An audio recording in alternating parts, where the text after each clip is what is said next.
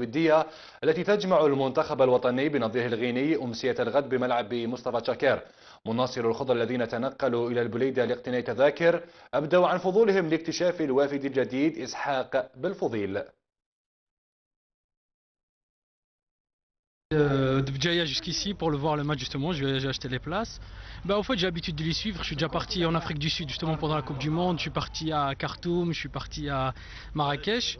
Et là vu que je suis en vacances, je prends l'occasion de venir les voir ici. Je suis déjà venu une fois, j'ai pas réussi à rentrer, malgré les billets. Donc j'espère cette fois-ci que j'ai rentré, on va voir. Inch'Allah. Inch'Allah qu'on va gagner, c'est le plus important. 3-0, allez, 3-0. 3-0 c'est bon. غدوة تشجعني في الباسورة بكل قوة وكل شيء. غدوة راه مع لي جوال في قلب كل شيء تعرف خويا. ان شاء الله غدوة نديرو بون ماتش ونربحو ان شاء الله في لاكوب دي مونشي. وغدوة نديرو كرو ماتش ومع مالي ان شاء الله نديرو كرو ماتش خير من تاع غدوة. ان شاء الله يطلعوا لنا المورال. غدوة ان شاء الله يطلعوا لنا بالفضيل بالفضيل. نديرو ميور ماتش غدوة. ميور ماتش. انا جاي متبسط نتفرج الماتش لهنا. غدوة لازم نديرو حالة غدوة.